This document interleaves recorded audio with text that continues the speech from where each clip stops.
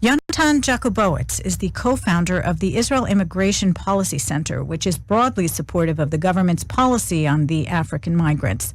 Reporter Mark Weiss asked him if Prime Minister Netanyahu made the correct decision today when he canceled the deal that he had announced yesterday.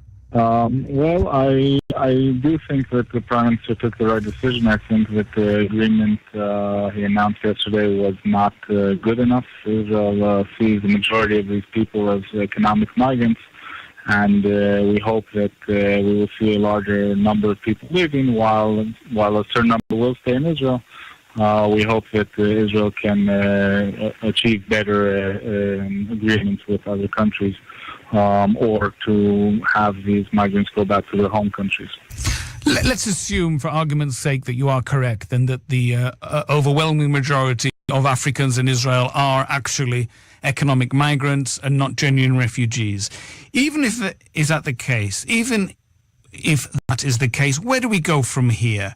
The Rwanda-Uganda option is now off the table. The Prime Minister admitted this. Realistically, we can't accept Western states to take migrants from Israel now, after Israel cancelled the deal with the UN refugee agency. What do we do now? What's the next step? Well, from what we understand, the agreement includes two countries, and only one country has taken a step back, and that is only on one aspect of forceful deportation. The other country has not taken a step back.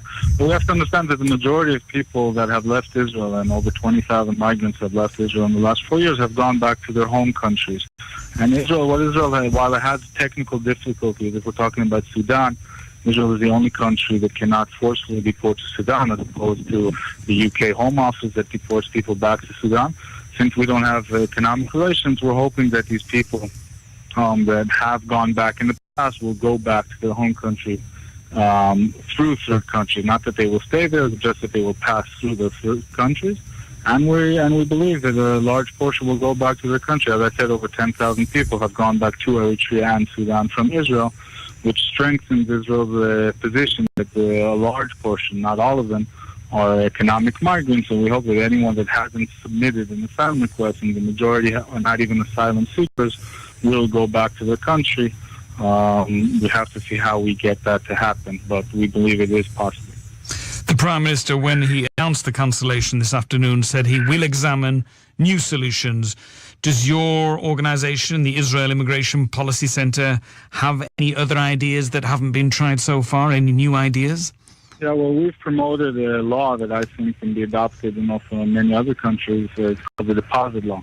The law demands migrant employers to deposit 20% of their income into a separate bank account, which they can retrieve once they leave the country. And we hope that will generate an economic incentive, which doesn't include incarceration. It's just an economic incentive that people that can go back after a while, and once they have a large sum of money in that bank account, that will be a positive incentive for them to leave. And there will also be an incentive to reduce the willingness to stay in Israel for a long time, because they can't send money if they are economic migrants.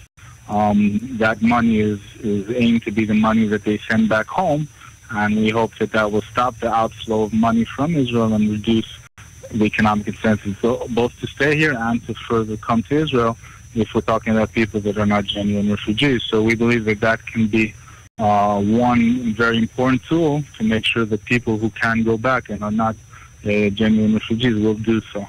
And I believe that many other countries can adopt that system also. Bearing in mind that not one single migrant managed to infiltrate into Israel across the border the whole of last year, and given that the mess we're in, I think you would agree, even supporters of the government, that we are in a mess at the moment, particularly over the events of the last few days. Wouldn't it be that in everyone's interest at this juncture just to find jobs for all the Africans in Israel, whether it's in the hotel industry, in agriculture, in construction, disperse them throughout the country until it's considered safe for them to return to Eritrea and Sudan? Wouldn't that be not only the most humane solution, but also the best solution, certainly as far as Israel's international standing is at the moment? Regretfully, I would have to disagree because migration is not static. Migration is very adaptive, and people take a lot of efforts to migrate. And the main migration route in the world today is through the sea, and we see people trying to get to Europe. Israel has a very long sea border, which is very close to where people leave from northern Africa. If we're talking about Suez, which is a major point of where migrants leave to Europe, and Israel is much more closer. So we believe that if Israel just says anybody who came in illegally, regardless of if they are a refugee or not, will be able to stay here and work, that will generate a very large pull factor that will pull the migration routes to Israel, as we see that Europe is trying to cope with. And that not only is a problem for countries that don't want to have free migration, it's also very costly in human life. And I think Israel is taking a very centrist point of view, very balanced, where we say we have never deported even one migrant back to Eritrea and Sudan, but we are unwilling to turn into a major destination for illegal migration, as we have been until 2012 when Israel put in stricter laws. So we don't want to go back there. And I actually think when you see the pendulum in Europe, which is going from one extreme to the other, I think Israel's position is in very balanced. On one hand, not to take in the slightest chance that people will be sent back to danger, but to put in any kind of agreements or economic incentives, like I said, like the deposit law, that will make sure that people who are not genuine refugees will not come here and will not stay here. So letting people work can only be done after we decide who can stay here and who cannot go back to their country. And then we can talk about letting them work and trying to spread them out around the country in order to help people, residents living in heavily afflicted areas like South Tel Aviv. Yonatan Jakubowicz, co-founder of the Israeli Immigration Policy Center. Coming up, tensions on the